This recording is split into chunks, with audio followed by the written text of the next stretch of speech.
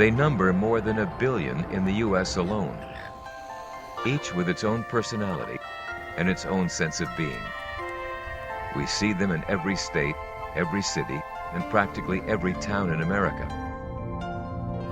And yet, for all intents and purposes, they remain an enigma to us. They are the farm animals: cows, pigs, sheep, chickens, and turkeys. They are the animals we use for meat, yet seldom get to meat. Animals, we are now discovering, lead rich and complex emotional lives. Join us on one man's journey, a voyage of discovery into the emotional world of farm animals.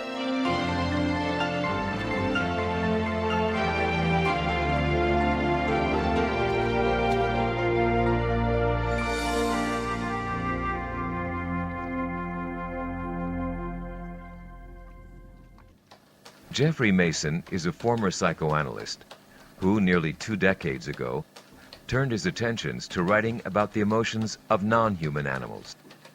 His New York Times best-selling book, When Elephants Weep, established undeniably that wild animals from all corners of the globe lead lives that are filled with a complex array of emotions, many similar to our own.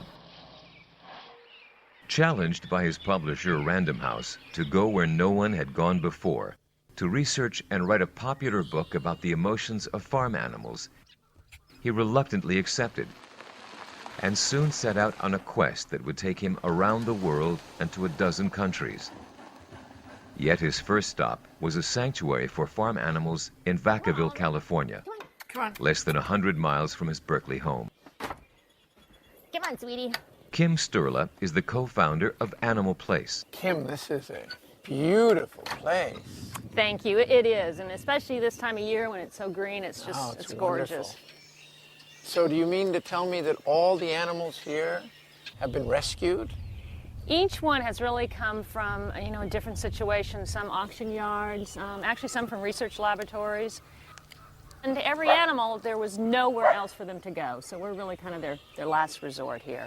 So you would say that every animal here has had some history of personal abuse?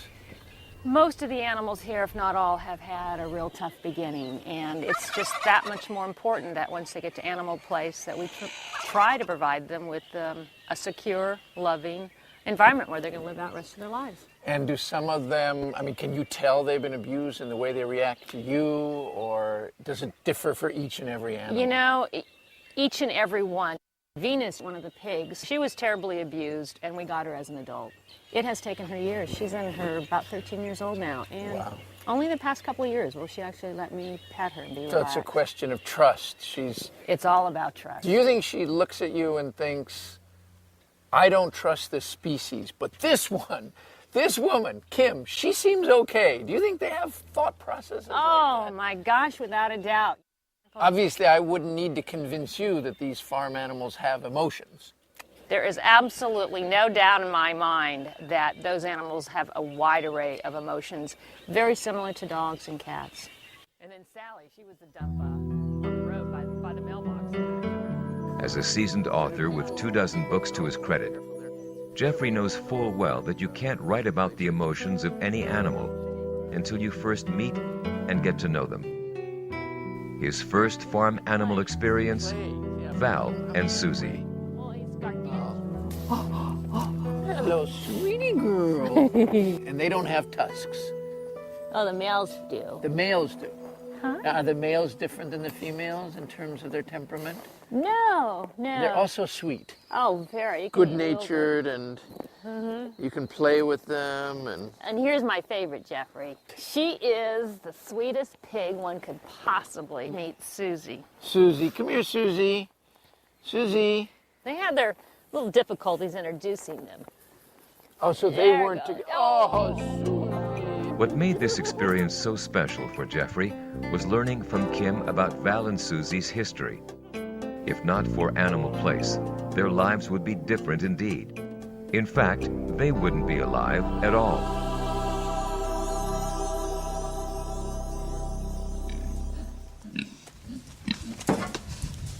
Little Susie and Valerie were pigs that were born inside a research laboratory. A cage is all they knew. You have to understand that these little pigs had never been outside. Hi. Okay, who wants to be cooled down? Come on. They had never felt the sunshine on them. They had never had the ground to root in. They'd never had grass. They had always lived their entire life inside a little cage measuring probably 4 feet square. That was their existence. So they came to Animal Place and were a bit in shock because there were all these other animal sounds and they all of a sudden had freedom. They could do whatever they wanted to do. They arrived during the summer months, and I quickly found that one of the things they love to do is to be cooled off when it gets too hot. Get you cooled down.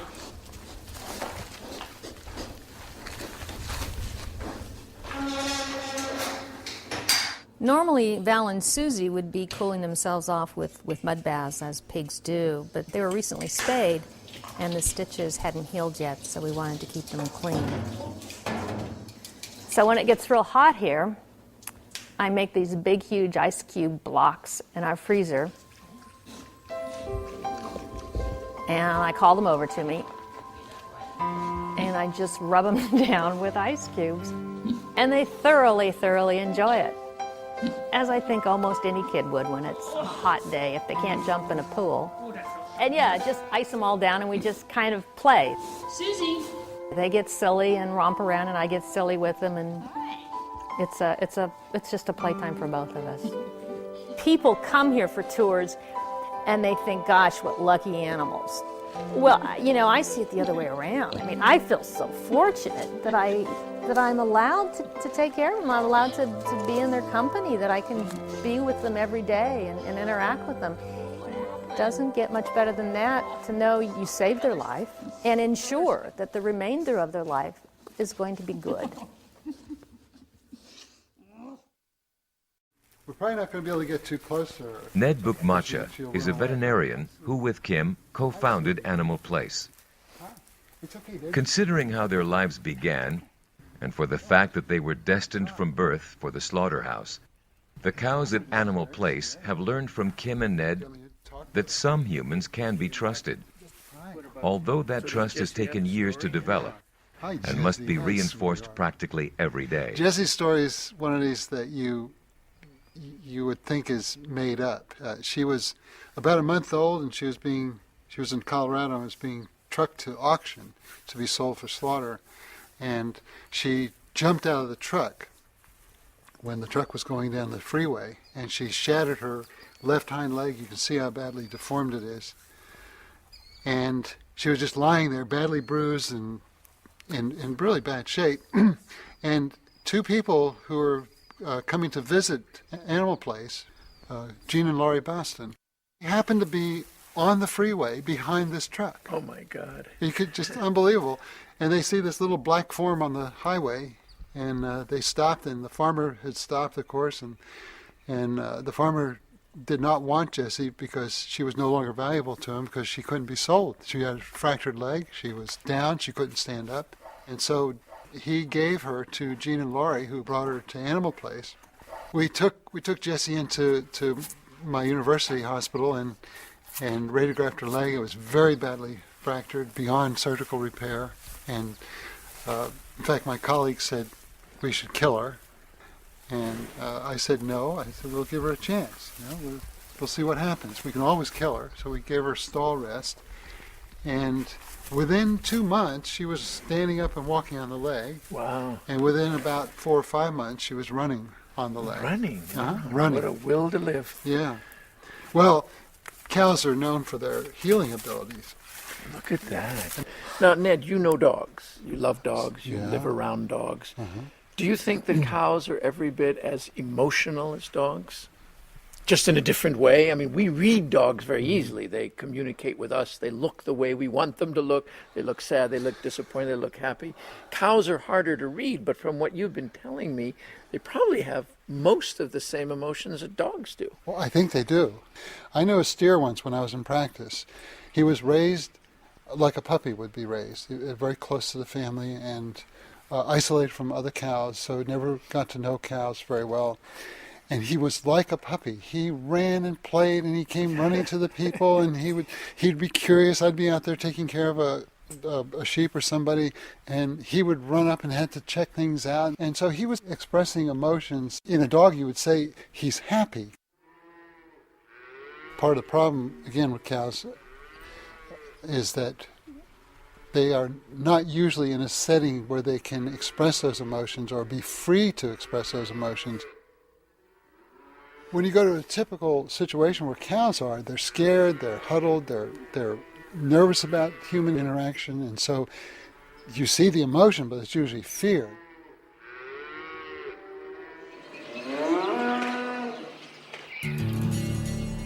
An expectant mother gives birth to her offspring. A beautiful, bouncing baby boy. All 60 pounds of him, thrust from the womb in one mighty heave.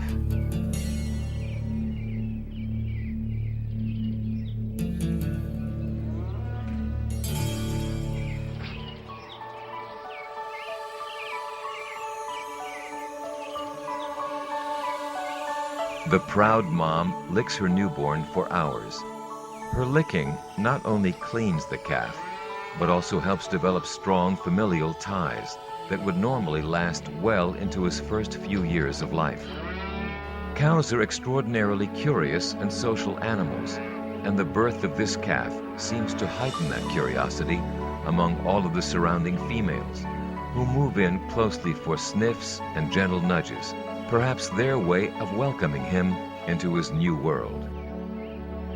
This calf, like all others before him, will never know of his proud and dignified bloodlines. All of today's cows are descendants of the mighty aurochs, a gigantic creature nearly 6 feet tall, which first appeared during the Pleistocene period.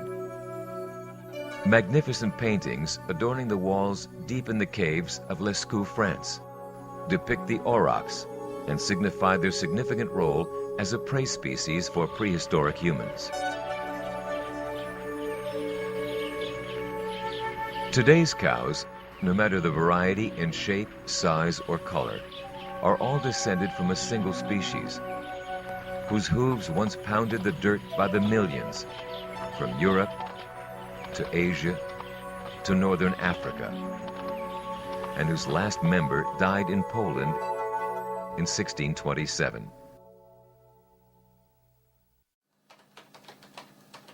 Meeting these first few animals convinced Jeffrey that just like animals found in nature, farm animals have their own story, and it will be through his experiences and writing that this story will be told. So this is Freddie. This is Freddie. Freddie, you like that.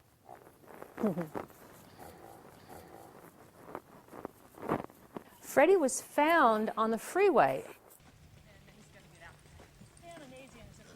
The California Highway Patrol officers just found this little 5-pound piglet roaming the freeway.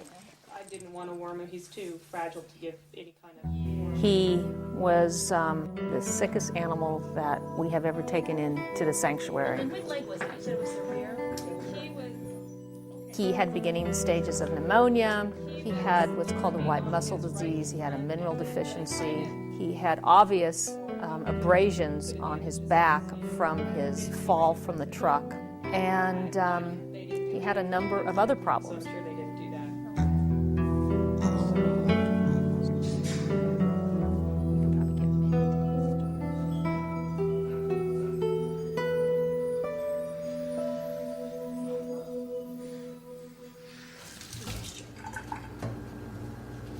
Okay, Freddie.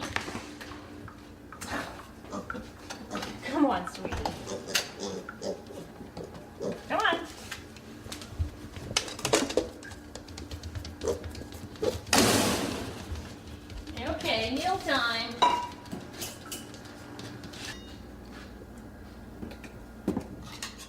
Freddie was fed cow's milk by the girl who rescued him. So when he arrived at Animal Place, we were very gradual in switching him over to a pig milk replacer. Well, you know, when we get in a young animal, we have to look at ways of how we can nurture them, how we can feed their stomach, and how we can feed them emotionally. And knowing what a mother sow, how she would care for her young. There would be generally a lot of siblings he would have. They would be nestled up in that big old fat sow belly, nursing on her and just getting a lot of tactile stimulation and a lot of warmth. So I immediately went out and bought a baby sling that mothers use for their newborn infants, and tucked Freddie inside that sling so that he could hear my heartbeat. He could hear me breathing. He would obviously have a lot of warmth, temperature warmth from my body. And just as my motion throughout the day, whether I'm preparing his meal, one of his mini meals that he would eat throughout the day, because we fed him about every hour and a half, or I'm working on my computer, that I was with him. And he seemed to gain a lot of comfort from that.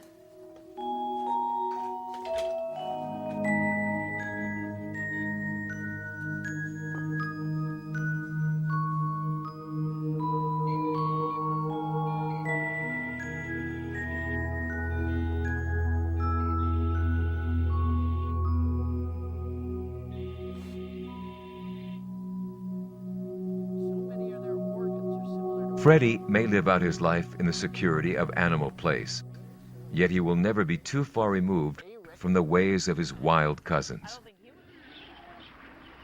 Try as they may, those who today raise pigs in the confinement of commercial farms cannot remove through domestication the varying degrees of wildness that all pigs retain.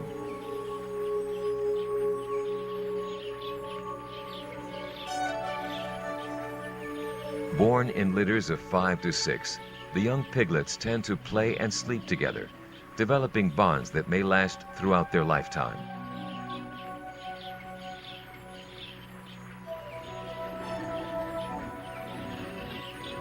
As they grow older and move more confidently throughout the herd, they learn the ways of wild pigs by watching the adults around them, especially their mother, who is never far away.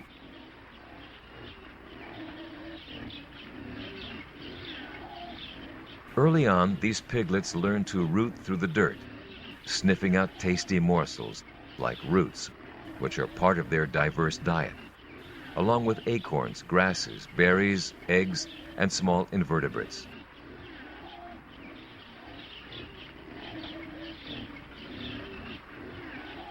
Pigs are emotionally sensitive animals and exhibit mood swings not unlike humans.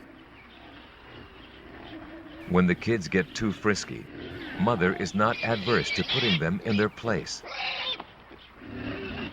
It's only his pride that is hurt, but that's how piglets learn to make it to adulthood. For natural mortality among piglets is quite high. Learning to feed on their own takes months, and during the learning curve, Mother is still the best meal in town.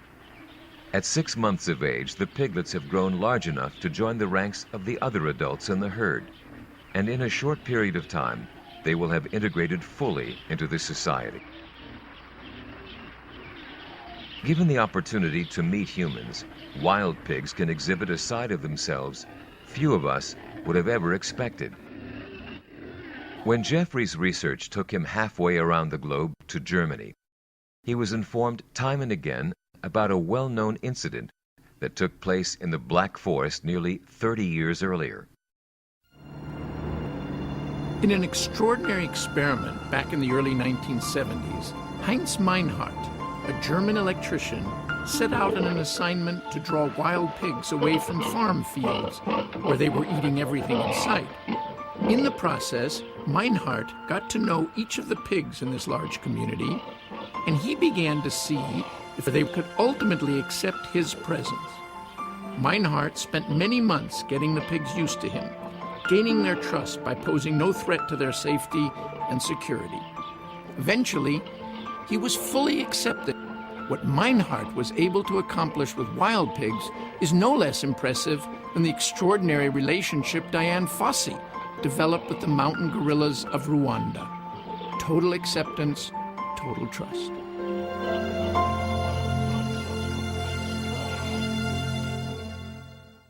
First, are they pretty nice about it? It didn't take Jeffrey long to realize that just like the wild animals he has studied and written about, farm animals also possess individual personalities and all the emotions that go with it. Jeffrey is a former psychoanalyst, not a scientist, and as such, he has often been accused of ascribing human characteristics to non-human animals.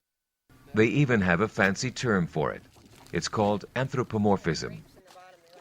Yet there are scientists who can expand their thoughts well beyond conventional wisdom, and in doing so, see the bigger picture that is starting to come into focus. One of these is Mark Bekoff, professor of biology at the University of Colorado, and one of the world's leading authorities on animal emotions. And anthropomorphic, I call it one of the A words. It's kind of a dirty word. But there's no way that I could communicate what I'm learning and seeing and studying in an animal without being anthropomorphic. Anthropomorphism is attributing human characteristics to non-human beings. If I tell you that the cow in the pasture was sad, was lamenting her place, I'm not saying that she's sad in the same way I'm sad, but all I had to do was look at her posture to know she was kind of sulked down, kind of just looked lethargic. I can't think of any other way to communicate that. I could tell you about her dopamine and serotonin, and I could tell you about the muscle tone in her legs and her muscles and tendons, but that doesn't capture my telling you she was either happy or sad. So I think we need to be anthropomorphic, simply taking into account the world of the animal, but using human terms to describe their behavior. When I was growing up and being trained as an ethologist, one of the key lessons to learn was not to anthropomorphize, not to give animals qualities that we've reserved for humans. Leslie Rogers is a professor of neuroscience and animal behavior at Australia's University of New England. But that's changed. I mean, basically it's changed since the 80s.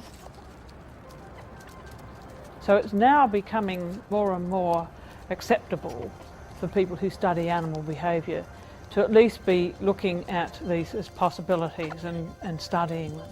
Whereas, say, 20 to 30 years ago, this would not have been considered acceptable research. I can say now that it is acceptable research.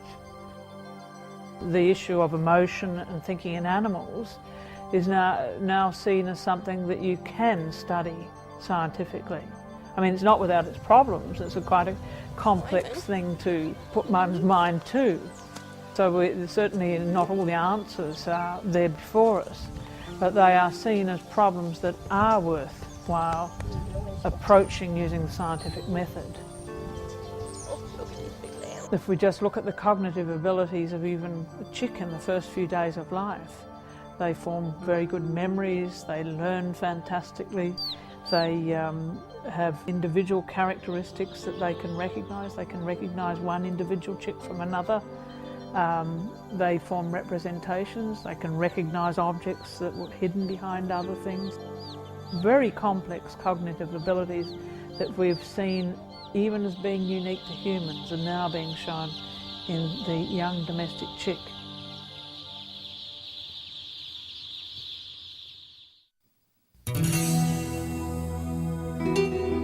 A couple of 100 miles north of Animal Place, over the rolling hills of Orland, California, lies Farm Sanctuary, which, coupled with its main facility in Watkins Glen, New York, is one of the largest farm animal sanctuaries in the world.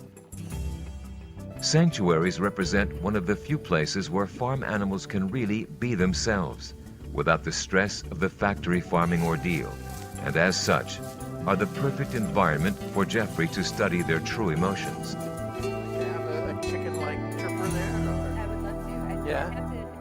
Diane Miller is the West Coast manager of this 600-acre haven for once abused farm animals that can now look forward to a life of peace, security, and lots of tender, loving care. Diane, I have to tell you that this is the first time I've ever felt I was becoming intimate with a chicken, that I've held one this close to my I'm sorry you've been deprived. chest. Well, clearly I've been deprived. I didn't realize that these animals could become so interested in us, so close to us. Is that fairly common? Can you have an intimate, close relationship with a chicken or a Certainly turkey? can. I have several good friends who are chickens, who listen to me much better than my people friends do sometimes. And don't answer back, or sometimes they do. Sometimes they do, you know, but they're very good listeners. And clearly it's not just a one-sided relationship, right? I mean, she's deriving pleasure from this, and I'm getting pleasure I'd from say it. she's enjoying that immensely. She certainly has all the same potential that a person has for intimacy and affection and caring and bonds between certain individuals. How unusual when you think about it. And after all, we don't have a history of having behaved very kindly toward these animals, That's do we? absolutely right.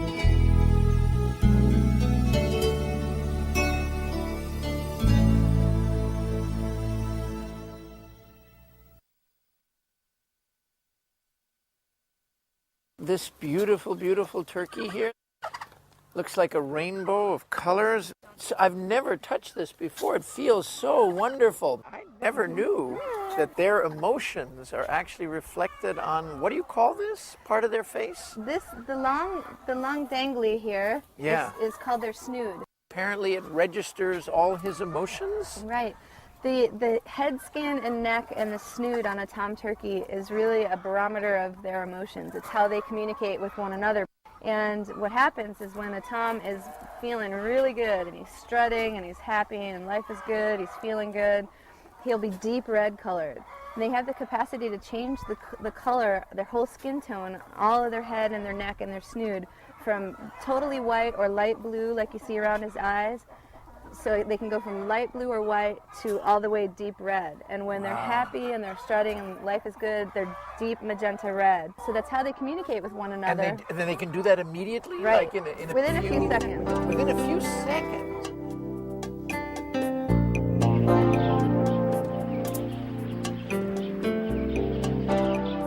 Turkeys are the only farm animals bred from North American wildlife.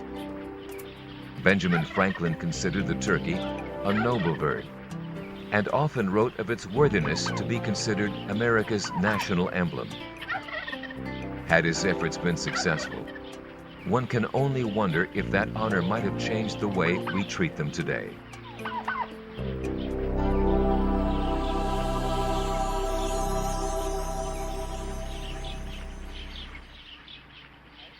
And Wow, we started Farm Sanctuary in '86.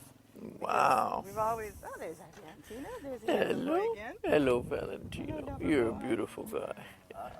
Somebody's jealous. 86, that's a long time. Lori Bouston is the co-founder of Farm Sanctuary, who wanted to make sure that Jeffrey had a chance to get to know some of her special friends, all of whom came here as rescues from the dairy industry or meat processors. Well, this is lover boy Valentino, as you can see. Oh. He has a well-earned name. He's just, I mean, Because he's so basically, kind. yeah. He's cuddly, he's kind, he's lovable. He's one of the animals that consistently is one of our best ambassadors, because he's constantly coming up to visitors. They need affection, they love affection. I mean, he will, if he was laying down right now, he'd wrap himself around you, just like a dog, you know, just like if you're leaning against a dog. So and it's just not cuddle. true that there's nothing going on inside that And you know, a lot of, huge head. oh no, all kinds A of lot stuff. going on. Mainly it's thinking kid be kisses. Yeah, God. they're so- really sociable animals and they need a lot of attention. They need a lot of love. Lori, can you tell me about one of the most emotional moments you've ever had with an animal? Probably most recently Queenie, who was a cow who took matters into her own hoofs, and she escaped from a New York City slaughterhouse.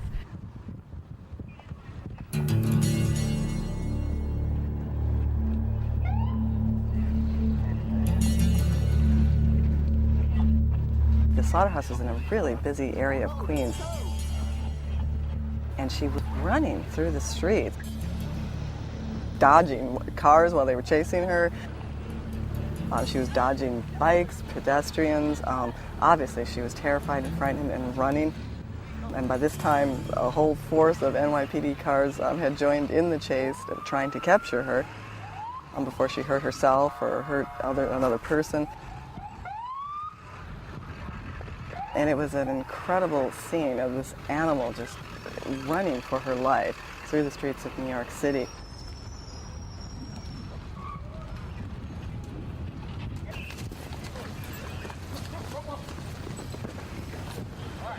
Fortunately, she ran into a park, and from there, they closed the gates to the park, and they were able to, kind of corral her and then wrestle her to the ground, and all the NYPD, officials at that point became cowboys.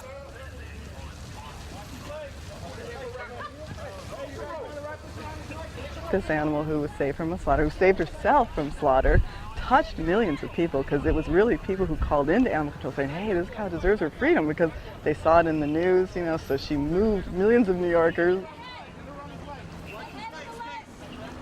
It was sad, of course, because they did have to, chase her down to the ground and tie her up so she wouldn't injure herself. But of course, it was instrumental in getting this cow to the safety of Farm Sanctuary.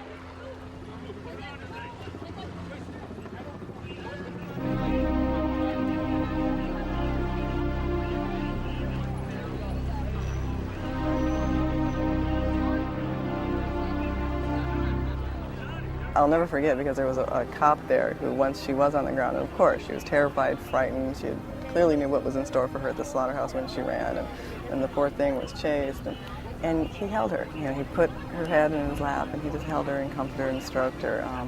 And that's just the kind of magical moment that we see all the time at Farm Sanctuary, where a person does finally bond with a farm animal and realize that these farm animals feel and have feelings too. And she was shaking and fearful, and we load her up into the truck, and we're trying to comfort her and tell her she's going to a wonderful place. We got to the sanctuary. I'll never forget this. She stepped off the trailer and let out a big moo. And see, when the animals first come in, they have to be in a separate area, make sure they're pest-free and all that kind of stuff, and make sure they're healthy enough before they can be with the other cattle. So she had to be in a separate area. But when she let out that moo, all of the other sanctuary cows gathered round to the closest fence and started mooing back, and then she started mooing, and then they started mooing, and there was this whole incredible loving exchange. So the cows are mooing, and we're crying, and it was just such an incredible, wonderful feeling. She really felt at home, and the other cattle really made her feel at home. And I just, again, saw, they're no different than us. Queenie will spend the rest of her life at Farm Sanctuary, and by all rights will never experience another moment of fear. But how can we be so sure about how she feels? Mark Beckoff. Oftentimes a lucky animal escapes from or is released from a slaughterhouse condition and winds up on a sanctuary. And when you study these animals, you see very clearly how emotional they are. They go through this period of maybe lack of trust, they're not sure, to a very slow bonding. And you see their demeanor change, their posture, their stance, their gait, if they vocalize, if they have expressive faces. And you see that over time, they let their guard down. And the reason that they're doing that is they're not sure. And when you start making claims about whether an animal is sure about something, then you're saying that that animal is experiencing feelings. And you need to make this very slow transition from feeling of mistrust to a feeling of trust. Once Jeffrey got to meet these farm animals, the cows, pigs, sheep, chickens, and turkeys, spend time with them, observe their interactions with others of their kind, and watch their personalities unfold before his eyes, it made him wonder if we can ever truly associate the sentient animals with the meat on our dinner plates. Queenie is but a dramatic example of what he is referring to. In reality, she's no different from the billions of farm animals raised every year for slaughter. The hundreds of phone calls to animal control pleading to save Queenie's life did just that. As a psychoanalyst, Jeffrey had to wonder, in the minds of all the caring people who made those calls, what qualities did Queenie possess that the millions of cows, pigs, sheep, chickens, or turkeys waiting in line to be killed did not? The answer seemed obvious to him: none.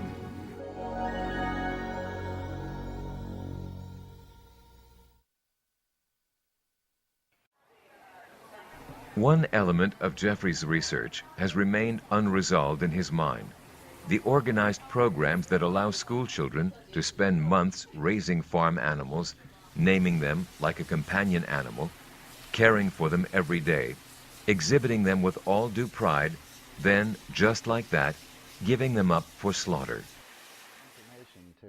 He asked Jim Masson, a farm boy turned lawyer and animal activist, and co-author of the groundbreaking book Animal Factories, published back in 1990.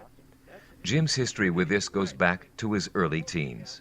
I was deemed to be big enough then to help with the what we called working the calves, which means castrating them, dehorning them, and clipping their ears and doing all these painful things. And as a young child, they'd let me watch all this, so I knew it was terrible. I saw the terror in the animals, I saw the violence of them, struggling with them and everything. And yet it was that day, it was my time to go out and help with all this. And I remember as we were going over the fence, I started crying because I knew what I was going to have to do.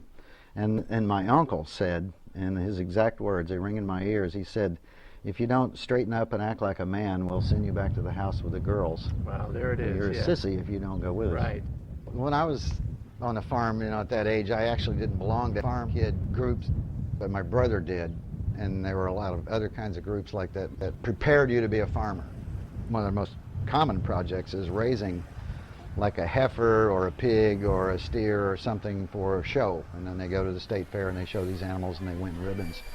You see these kids spend so much time with these animals and really get attached to them almost like pets. And then comes the time when they have to part ways with that animal. They have to go to slaughter, they have to go to auction. And often it's very traumatic for these kids. Even though you've been close to this animal, you've groomed it and maybe slept with it for weeks, it has to go to market. This is how they say it. When you get your first animal, they tell you, you always cry on your first animal, but you get used to it. You get used to it. I'm like, what do you mean by that? Yeah, you get used to it, okay. You get used to the fact that something that you get attached to for months is taken from you and killed. How are you supposed to get used to that? I couldn't get used to it. Misty Vigna is a high school student from San Jose, California, who went through this program only once, with a steer she named Ferdinand. I had him for 10 months, and it was every day I was out there.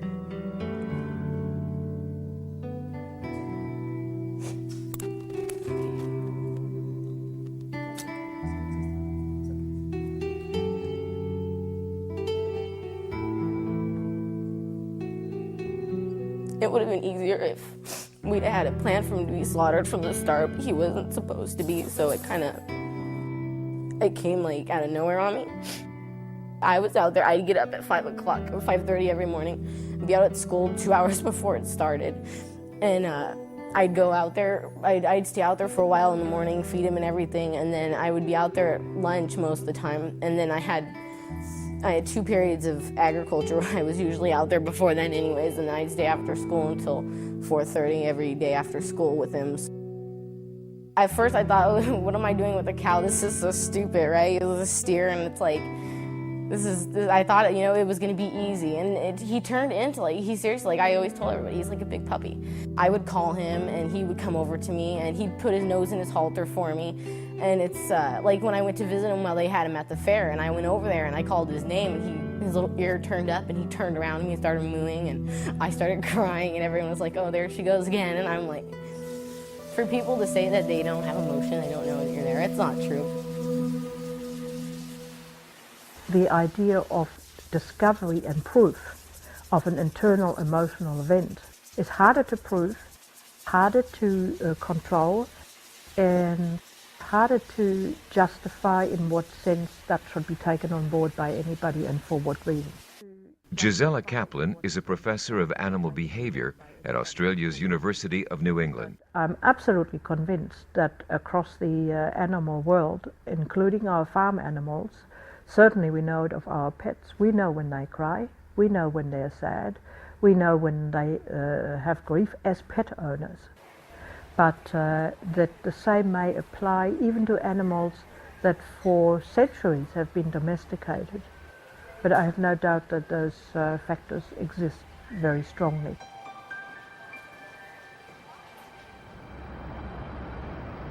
The changes that have transpired in our understanding, perception, and empathy for farm animals were not ones that occurred overnight, nor is it easy to bookmark the points in history at which they have taken place.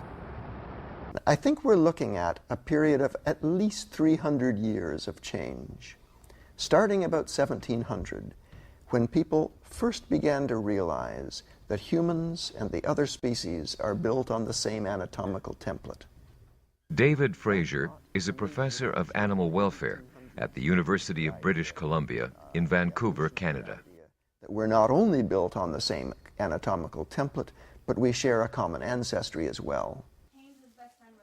Through the work of people like Jane Goodall, we have come to see animals, even in scientific study, not just as data points, helping to establish some kind of average or norm for the species, but more as persons with individual life histories and their own emotional and intellectual life.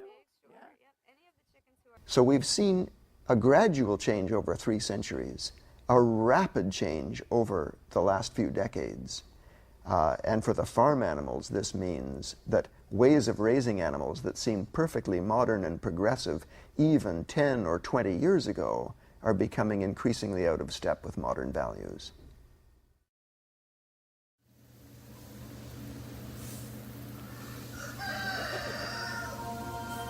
In terms of the complex emotions possessed by farm animals, a popular analogy can easily be applied. We may not be able to define it, but we certainly know it when we see it. Every day, researchers are breaking new ground and allowing us solid glimpses into the emotional makeup of these animals. In June of 2004, researchers at Babraham Institute, part of England's Cambridge University, announced they had discovered some profound qualities possessed by sheep. Qualities which will doubtless shed new light on our perception of the emotional and intellectual capacities of these animals.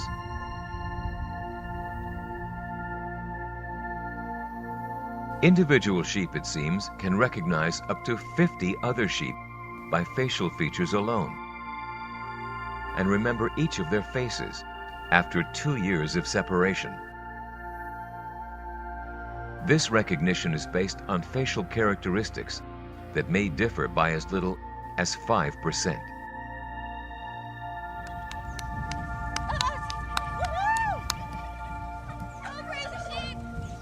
It was also established that sheep have an overwhelmingly favorable response to humans that smile or laugh, as opposed to humans that frown or scowl.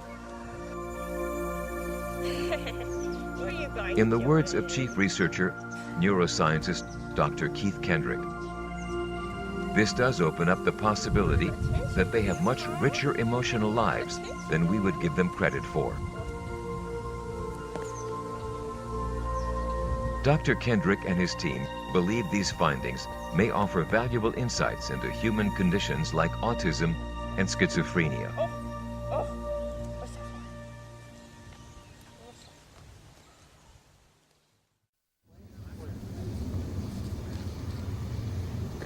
On a small farm in Machapango, Virginia, Jeffrey visits Dr. Karen Davis, founder of United Poultry Concern, a non-profit organization dedicated to public education on the humane treatment and unique qualities of birds raised for food production. Have you come to see them as creatures with a healthy inner life, with a zest for life? Is this a fantasy that I have? Jeffrey, it is not a fantasy. Good, I'm glad to hear that. Chickens are very lively birds. They come from the jungles of Southeast Asia. They live in extended family flocks that break up into small groups throughout the day. They like to dust bathe in the early to mid-afternoon, and also they take sun baths, which are also vital to their health and well-being, hygiene and proper nutritional health.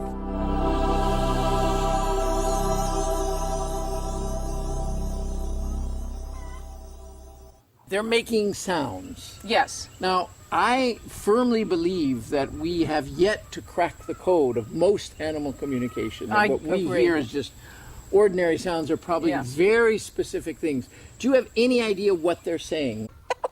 Chickens are very vocal birds, and they would be calling to each other over large areas of space in the tropical forests where they come from.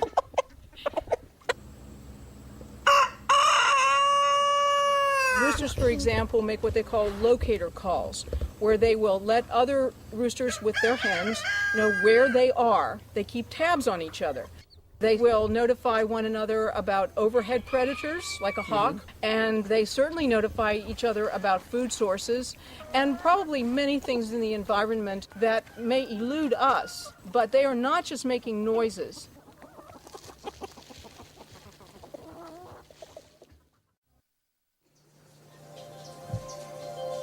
The further into his writing Jeffrey gets, the more he realizes that when referring to the emotions of farm animals, he has to take into account the effect their emotions have on our emotions.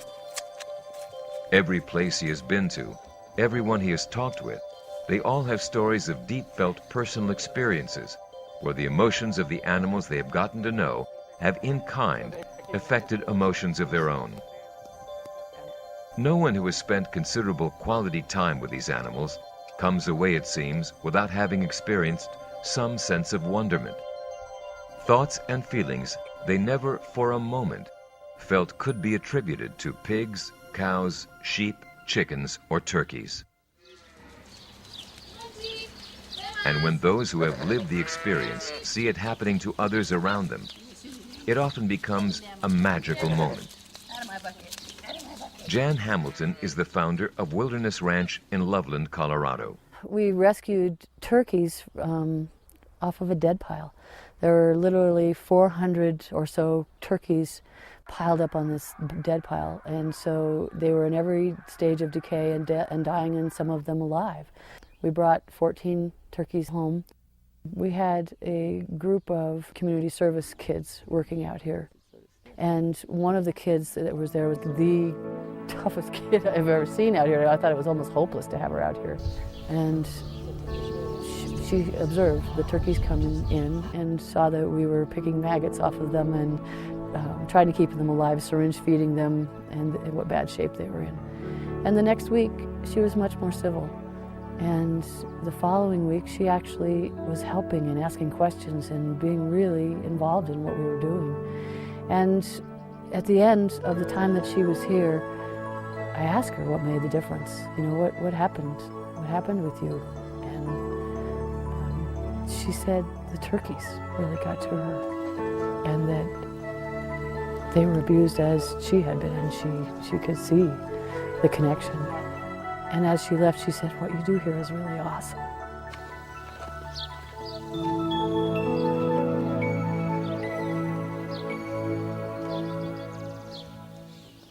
The reason that I do this is because I know that animals have feelings.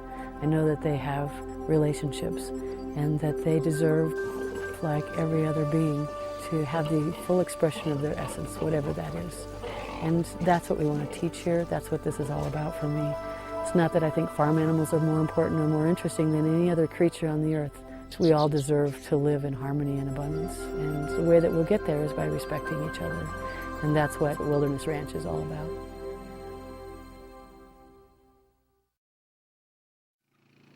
From the day Jeffrey started to write this book, he was sure he'd learned just enough about farm animals over his lifetime to know where his research would lead him.